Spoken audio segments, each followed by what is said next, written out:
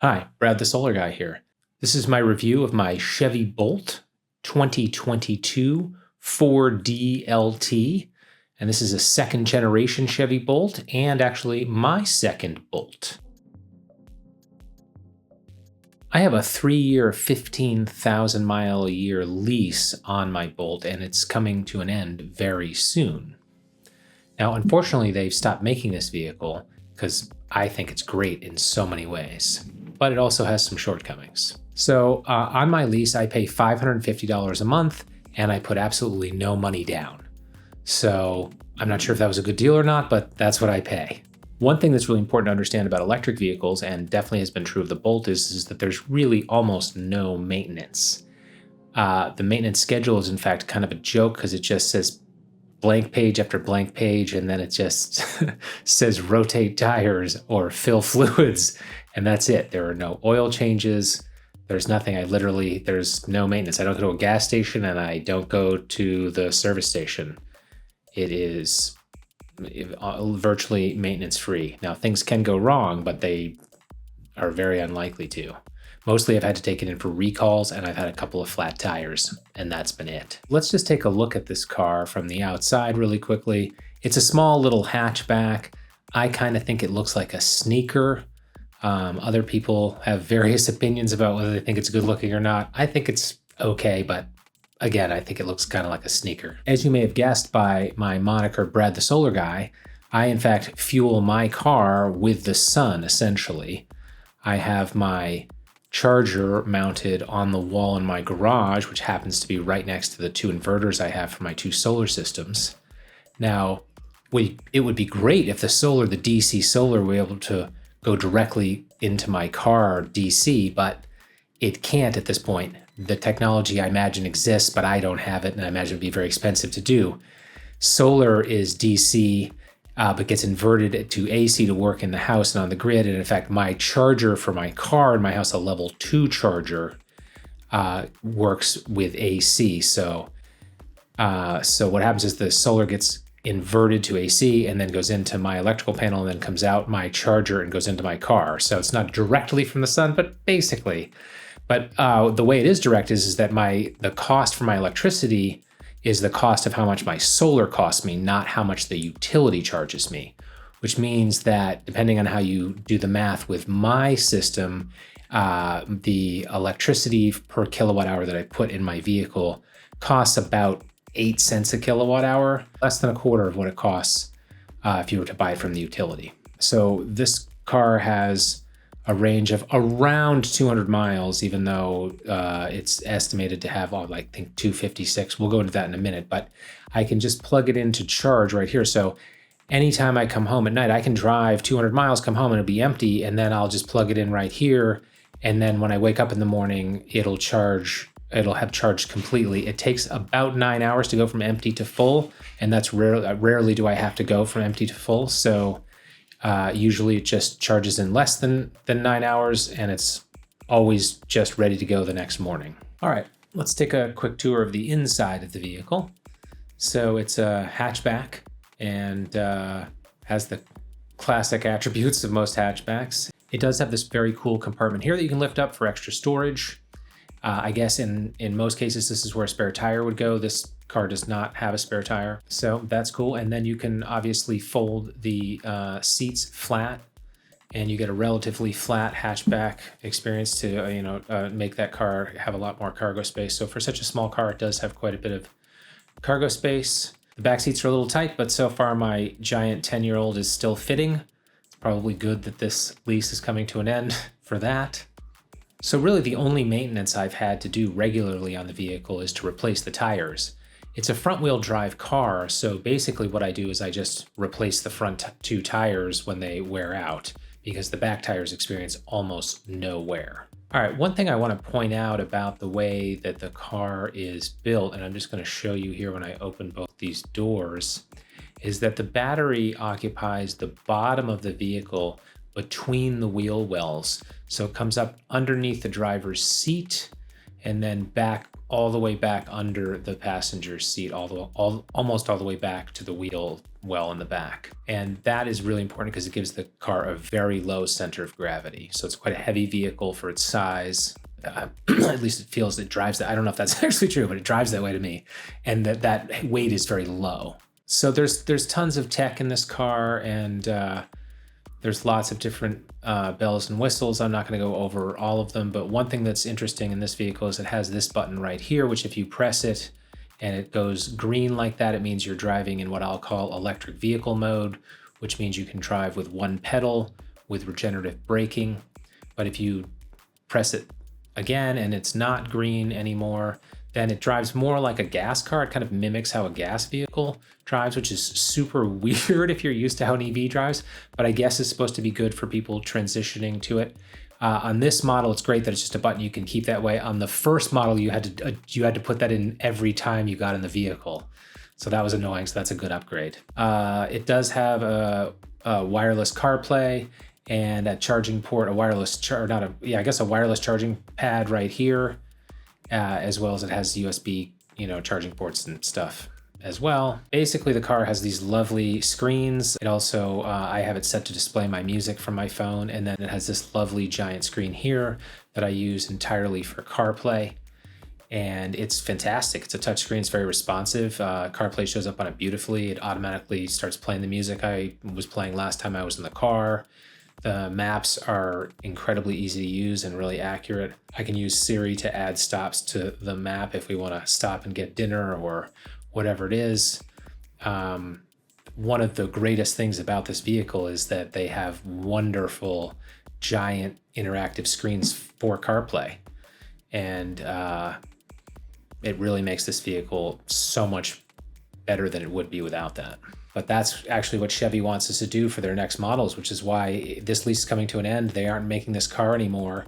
And Chevy has this new line of electric vehicles that are inexpensive and look fantastic, except for they don't have CarPlay. And that means it's absolutely a no-go for me. Can't imagine going back to putting my phone back up on the windshield in the holder with the wire coming down and pressing on to get my maps, and then how am I going to call people, and my messages aren't going to be spoken to me anymore. I'm not going to have my maps on a giant display that's right there.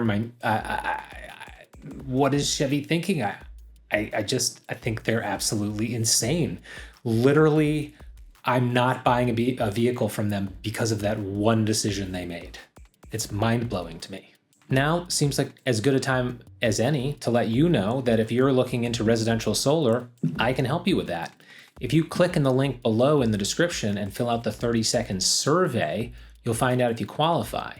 And if you do, you'll get a free solar assessment from me, and perhaps I can save you lots of money. Give it a try. All right, let's talk about how this vehicle drives. So it's a front-wheel drive vehicle, and it's small, so it's very quick and nimble. It's got great acceleration like all electric vehicles do, and I love the way it drives. But it's got really thin wheels, and it's got a very sporty feel, which means you feel every single bump, which my wife hates. Between the rapid acceleration, which makes her lose her stomach, and feeling every bump, she won't even ride in this vehicle. So, fair enough. None of that bothers me, and I really actually like the tight road feel. I could use a smoother ride for sure, but it doesn't bother me. But it is really fun to drive. It's so incredibly quick.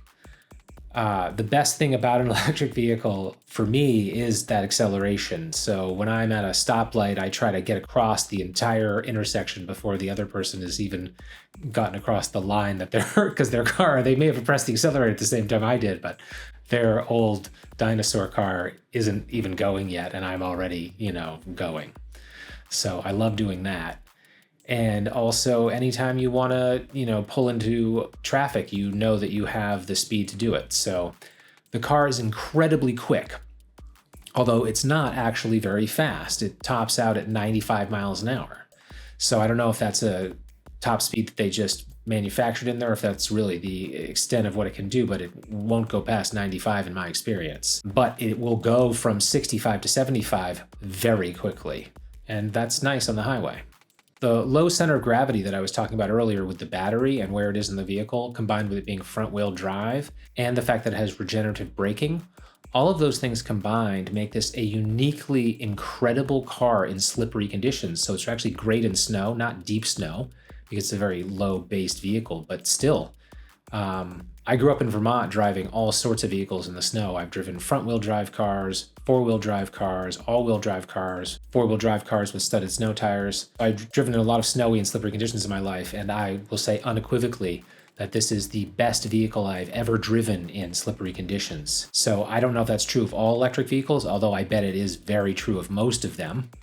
But this vehicle is unbelievable in slippery conditions. So in an electric vehicle, when you're accelerating, it has instant and constant torque. So the wheels never really sort of are out of control in any way. They're never going up to speed or having to, but it's the same thing when you decelerate. So you take your foot off the gas or off the accelerator.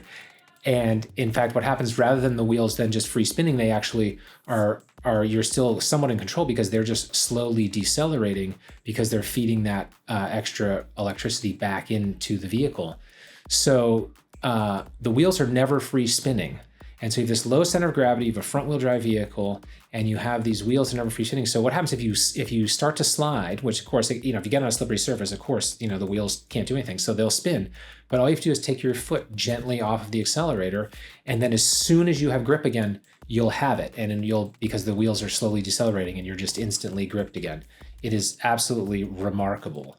So I thought, the first year that I had a Bolt, which was actually many years ago, because this is my second Bolt. But the first winter I got it, I was researching winter tires when we had actually a snow, sort of rain, snow, ice situation. And I had a customer I had to drive there, and I didn't have tires yet. And I was like, okay, I guess I gotta see how it does. It was so amazing. It was, again, best vehicle I've ever driven in those kind of conditions. And I have never gotten snow tires for my Bolts since then. So let me explain what one pedal driving is. So in an electric vehicle, you can drive with one pedal, which means you have one pedal for the accelerator. And then as you take your foot off of it, it does regenerative braking, so the car slows down. So in most situations, you can actually use that to come to a full stop. In this vehicle, it has a little extra thing on the steering wheel that you can press if you want a little extra regenerative braking. And then if that's not enough because you weren't judging it right or someone's coming to a short stop in front of you, you have a traditional pedal in the middle of the floor like you would in a gas car that you can press on to give you traditional braking. But the regenerative braking is absolutely incredible. So it also works when you're going down a hill. So you accelerate up and over a hill and you're using tons and tons of electricity, but then you get over the top and you go over the other side and you just take your foot off the accelerator because the gravity is taking the car down, and you can actually watch how the battery goes back up. So the EPA estimated range on this vehicle is about 250 miles per full battery charge.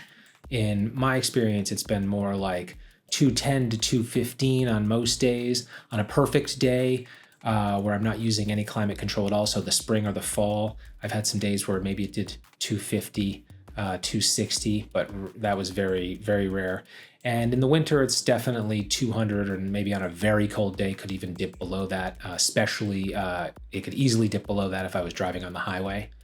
So driving on the highway, above 70 miles an hour really starts to burn the battery very quickly. So I think one of the most important things to understand about an electric vehicle is that if you're gonna have an electric vehicle and you live in a climate where there's cold winters, that your battery life is going to be much lower than that EPA estimate.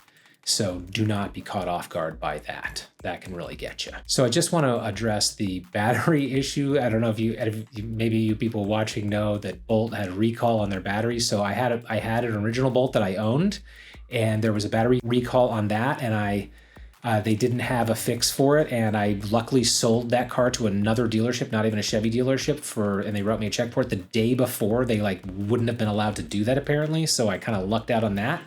And then I stupidly, although I love the vehicle, but it was kind of dumb, I leased another one of the new generation thinking, oh, they've solved the battery issue, which they had not. And I had a recall on that right away, and they didn't have a fix for it for basically a year and a half into my 3-year lease, which was just ridiculous. And I was supposed to park it outside and only charge it to 80%. And they didn't really compensate me very well for it. And Chevy really dropped the ball on it. And it was a huge mess. And I'm still kind of pissed about it. And I love the car, but Chevy just, They're just terrible. They just have terrible customer service. They've just treated everyone terribly about the battery situation. They finally did fix it. So now I have a vehicle with a new battery in it, but the lease is coming up. They won't extend it and it's too expensive to buy. So I'm not really going to get the benefit of the fact that I got this new battery. I mean, I guess I have it for now, but I only got the benefit of it for like a year and a little bit. So still mad about that. So one of the nice features about this vehicle that my first generation did not have is it does have adaptive cruise control, which is great. And I think they actually did a software update that improved it, because when I first tested it, when I first had the vehicle, it was burning the battery crazy, much more than I would have in similar driving. In fact, I kind of tested it to see it. It was using 20% more battery than I did, and it made it kind of unusable for highway driving, because highway driving is already using too much battery. And then actually I started using it again recently, and it does it actually very well and does it similar battery usage, if not better than what I do. So I'm actually using it, which is one of the reasons I was excited about this vehicle, was the adaptive cruise control. So that's actually turned out to be a great feature. But one of the features I gave up from Model 1 to the second generation was that they had a rear view mirror. The center rear view mirror was actually attached to a camera system. And that was fantastic, because you had a very wide 180-degree view of the back at all times with no obstructions, and you didn't have to worry about rain. Well, actually, rain could cover the camera, but basically you didn't have to worry about your back window being obstructed or being covered with weather and stuff like that. The camera worked really well, and that was a bummer to give that up in the new vehicle. But the adaptive cruise control now working has made up for it somewhat. So one of the other things that's important when you get an electric vehicle is to think about all the different ways you're going to charge it. So there's level 1 charging, which is just plugging into a regular outlet, which you're not going to do because it does absolutely no good. It takes a week to charge. Then there's a level 2 charger, which is what you're going to see in sort of supermarket. A lot of supermarket parking lots have these, and other places like in towns at parking spaces or in shopping malls, they tend to have level 2 chargers. And that's what I have mounted in my house. And a level 2 charger is basically sort of the same outlet that you would use for your dryer in your house. So it's bigger than a regular outlet. It can give more juice. And so, with that, my car, depending on the level 2 charger you're using, the charge times are going to vary. But at home with my level 2 charger, I can charge my vehicle in 9 hours from totally empty to totally full. So it almost never takes that long. So it's almost always faster than that. So overnight will almost always fill my battery. But on the road, sometimes if I'm going, say, to the other end of the state, and I'll have plenty of battery to get there, but not quite enough to get all the way home, I'm not going to want to use a level 2 charger, which would take hours to fill the battery to a capacity where I could drive home. But luckily on the highway, they often have fast DC charging, which is a different kind of connection. And it's important that you know what connections you're getting on the vehicle and know that you can use one of these, or as many of these fast charger types as possible. So mine is equipped with this type of port that works well with these DC charging stations, fast charging stations. And so sometimes if I have to top off in order to just get enough to get home, I could stop and do it for 15 or 20 minutes. I'd get like maybe 80 miles or something like that while I go to the bathroom and get a snack or whatever it is. And I don't have to wait too long to get enough to get me home. But I do want an electric vehicle with a bigger battery, so I'm less likely to have to do that.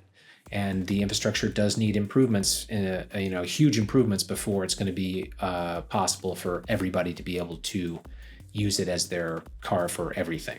So that's my review of my Chevy Bolt. Generally, I love this vehicle. It's my second one. And despite all the battery issues and Chevy being, not knowing what they're doing, I still got another one. And I think it's a great car. I'm sad that my lease is coming to an end, and I don't have a way to keep this vehicle.